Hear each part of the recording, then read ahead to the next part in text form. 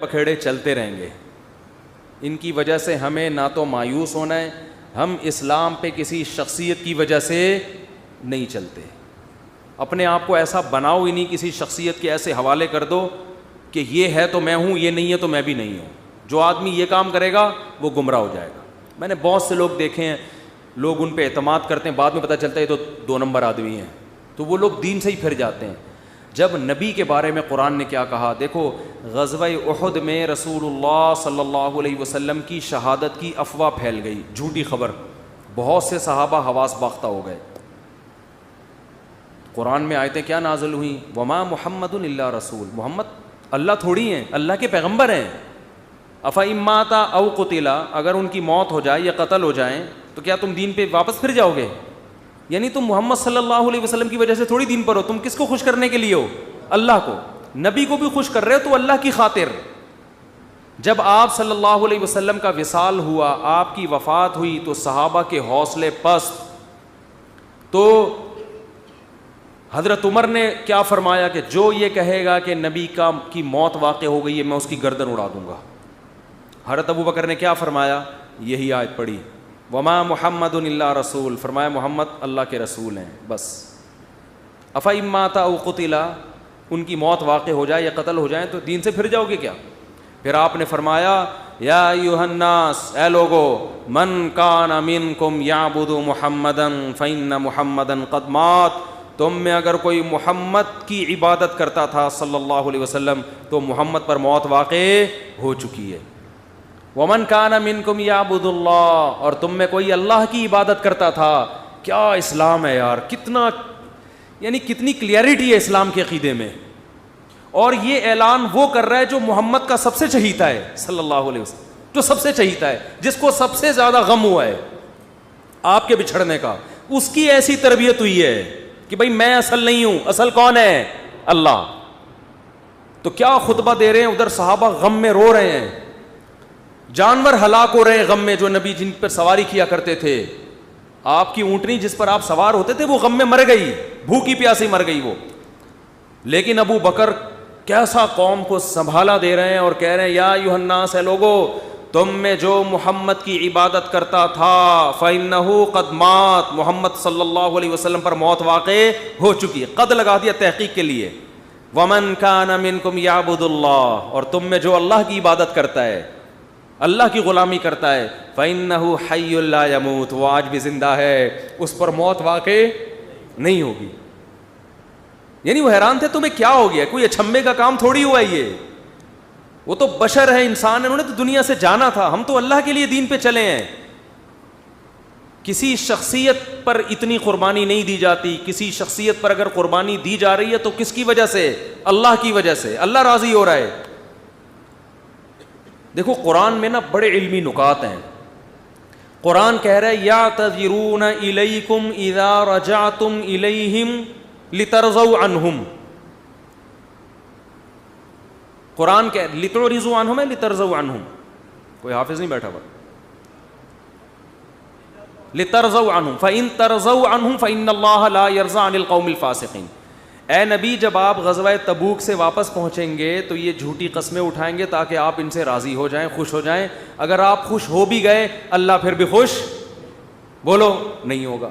دیکھو یہاں نبی کو خوش کرنے کا ثواب کیوں نہیں مل رہا, کیونکہ یہاں نبی کو خوش کرنے سے مقصد اللہ کو خوش کرنا نہیں ہے. تو قرآن کہہ رہا ہے ایسی خوشی کا میں ایسی خوشی پہ خوش نہیں. اور کعب ابن مالک, مرارہ ابن ربی اور ہلال ابن امیہ, ان 3 صحابی نے سچ بول کے نبی کو ناراض کر دیا.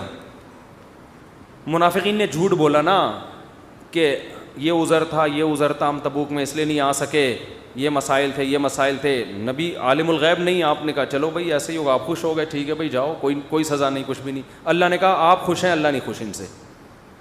دوسری طرف منافقین جو مخلص صحابہ تھے 3, کعب ابن مالک, مرارہ ابن ربی, ہلال ابن امیہ, یہ 3 صحابی نے سچ بولا, یا رسول اللہ کوئی عذر نہیں تھا, بس ہم سستی کی وجہ سے پیچھے رہے, کوئی عذر نہیں تھا, جانا چاہیے تھا, ہم پہ فرض تھا, لیکن باغ پک چکے تھے, سب کچھ تیار تھا, پھر بھی نہیں گئے, کوئی عذر نہیں ہے. سچ بولا نا, نبی غضبناک ہو گئے. نبی کیا ہو گئے؟ اس لیے نہیں کہ سچ بولا ہے، اس لیے کہ جب کوئی عذر نہیں تھا تو پیچھے رہنے کا کوئی جواز بنتا نہیں. آپ نے فرمایا قم، جاؤ یہاں سے، حتی یقضی اللہ فیکم، اللہ فیصلہ کرے گا تمہارے بارے میں. 40-50 دن بائیکاٹ ہوا، یہاں تک کہ صحابی کہتے ہیں نبی نے سلام تک کا جواب نہیں دیتے تھے. کیا گزری صحابہ پر، مگر قرآن کہہ رہے ہیں میں کیا تھا ان سے، بولو راضی تھا، کیونکہ مجھے خوش کرنے کے لیے انہوں نے سچ بولا. تو پھر اللہ نے پیغمبر کو بھی راضی کر لیا بعد میں، اور اتنا خوش ہو گئے پیغمبر، فرمایا اللہ نے تمہاری تو. اچھا اور سنیں، اسلام کے عقیدے بتا رہا ہوں کتنے واضح ہیں کہ ہم اسلام کو فالو کسی مدرسے کے کسی بندے کی وجہ سے نہیں کرتے. اور یہ بھی بتا دوں، اس ایک بندے کی وجہ سے مدرسوں کو بدنام کرنا کہ مدرسے ایسے ہوتے ہیں، یوں ایسے ہوتے ہیں، یہ بھی وہی زیادتی ہے جس کا میں نے بھی تذکرہ کیا. جب حضرت کعب بن مالک کی توبہ قبول ہوئی تو ان کو خوشخبری پہنچی، وہ نبی کے پاس آئے. آپ صلی اللہ علیہ وسلم کا چہرہ حدیث میں آتا ہے استنار وجہہ کأن وجہہ قطعۃ قمر، ایسے چمک رہا تھا جیسے 14ویں کا چاند.